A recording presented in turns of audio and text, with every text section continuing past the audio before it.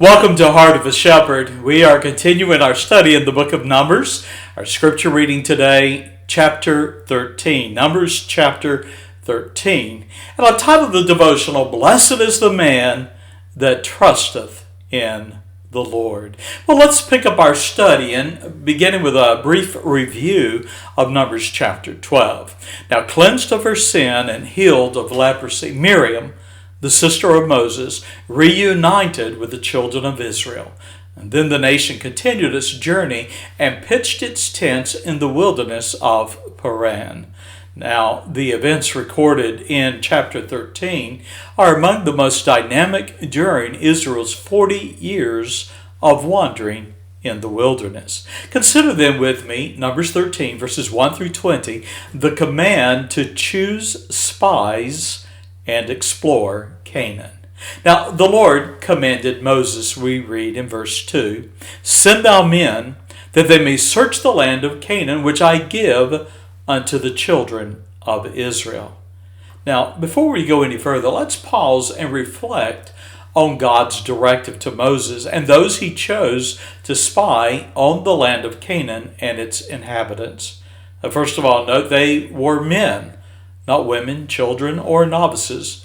Selected from each tribe, we read that every one a ruler, he had already proven himself as a leader, and heads of the children of Israel. These were respected, influential leaders. And then the scripture records the names of the men and the tribes of their origin, beginning in verse 4 through verse 16.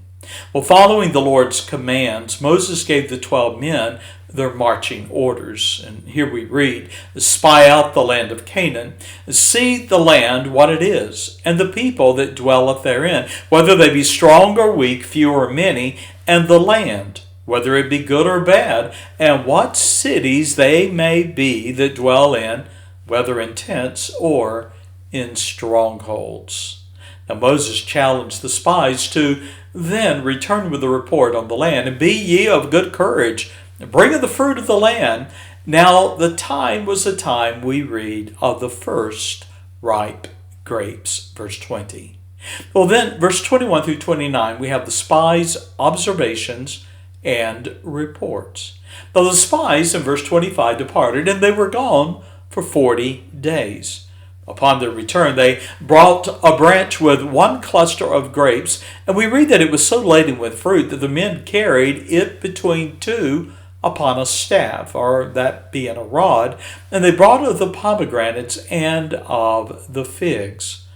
Well, two reports were presented, with the first confirming that the land was all the Lord had promised Israel. It stated in verse 27, We came unto the land whither thou sentest us, and surely it floweth with milk and honey, a description of plenty, and this is the fruit of it. Well, sadly, the second report was an aspersion, a slander, a defamation of God's promises, which stirred the hearts of the people with fear. The spies went on and they reported, and I quote verse 28, Nevertheless, the people be strong that dwell in the land, and the cities are walled and very great, and moreover we saw the children of Anak there. Moses urged the men to be ye of good courage, and yet the sight of the enemy shattered their faith and filled their hearts with fear. Well, notice, if you would, verses 30 through 33, how the spies' fear overshadowed their faith. Now, Caleb, leader of the tribe of Judah, spoke up in verse 30, and we read that he stilled the people before Moses, and he said, Let us go up at once and possess it, for we are well able to overcome it, that is, overcome the enemy. In Numbers 14, Joshua added his voice to Caleb's challenge, urging the people in chapter 14 and verse 8, If the Lord delight in us, then he will bring us into this land and give it us, a land which floweth with milk and honey.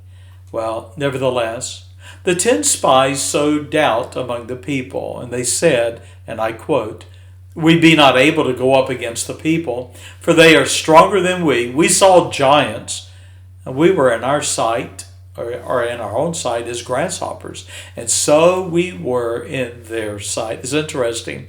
They made a implication towards the giants that they were wee little men like grasshoppers, even as they were in their sight. Of course, they didn't interview the giants.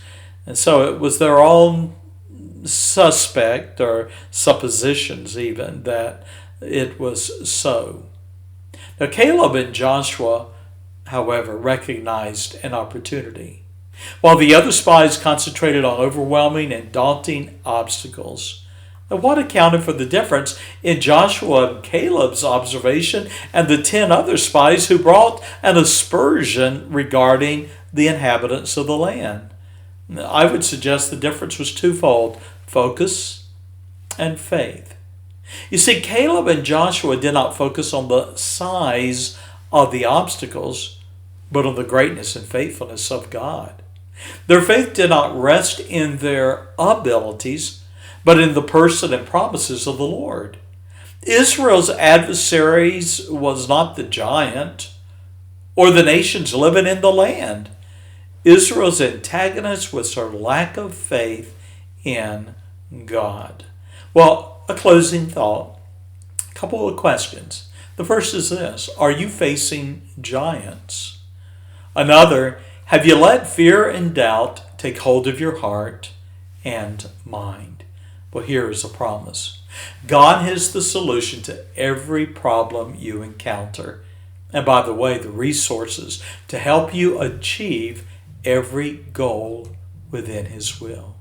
Jeremiah 17 and verse 7 we read, "Blessed is the man that trusteth in the Lord, and whose hope the Lord is." What a great challenge for you and me. If we are facing giants, might be physical giants, might be people that we are concerned with or afraid of, or perhaps it's even a daunting physical challenge that we might have.